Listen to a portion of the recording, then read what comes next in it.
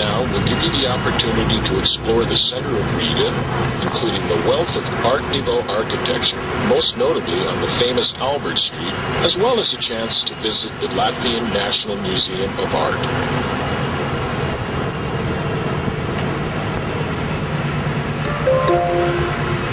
The impressive building on the right celebrated its 100th anniversary in the year 2005. It is the Latvian National Museum of Art, the richest depository of national art in Latvia. The collection has over 52,000 works of art reflecting the development of professional art in Latvia and the Baltic region from the middle of the 18th century to the present day. Historical and ethnographic regions of Latvia. Latvia is now divided into 4 regions: Vidzeme, Latgale, Kurzeme, and Zemgale.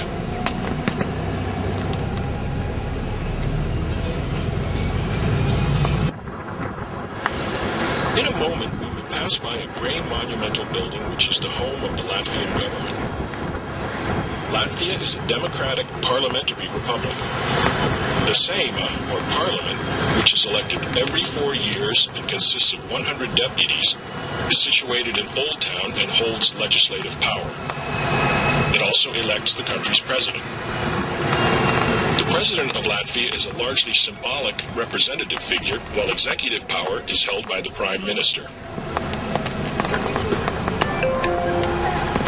The government building of Latvia is also home to the Supreme Court and the Ministry of Foreign Affairs, each occupying its own wing. We are now looking at the Supreme Court wing.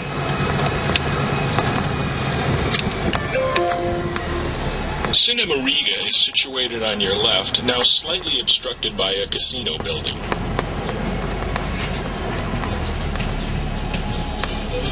Examples of wooden architecture, but as we are still in the Art Nouveau district, let's learn a bit more about it. Art Nouveau architecture emerged in Riga in the late 19th and early 20th centuries, representing the economic and cultural development of Riga at the turn of the century. Nowadays, more than 1/3 of the buildings in Riga have at least some traits of this style.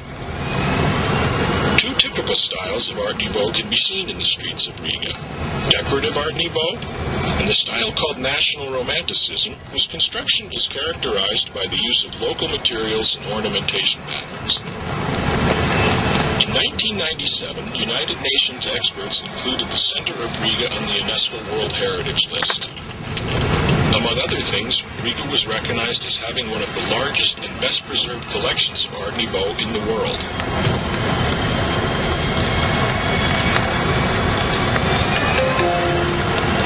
On your right now lies a predominantly industrial part of the city.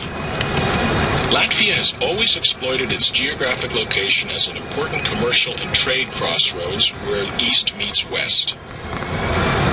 Industry served local markets, while timber, machinery, textiles, and agricultural products supplied Latvia's main exports.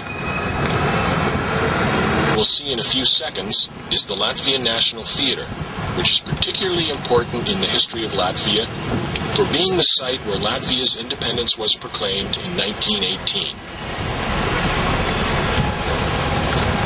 The castle was witness to all of the changes in power in Latvia, and nowadays is the residence of the President of Latvia. On the right is the Riga passenger port, and behind it, the port of Riga, Latvia's largest port. The passenger ship company D-Link started regular connections between Riga and Stockholm from the Riga passenger port in 2006. You probably have noticed Madison SAS. If you get off at this stop, you will have an opportunity to see the panoramic view of the old town while crossing the bridge on foot. Should you choose to take this walk, it will take you up to 15 minutes. We are about to cross the stone bridge and return back to the old town.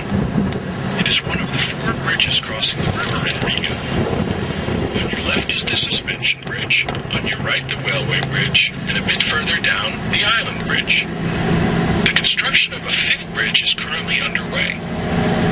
On your right side, you can see another one of Riga's landmarks, the TV and radio tower built in the late 1980s. This bridge provides the best vantage point to view the famous skyline of Old Riga with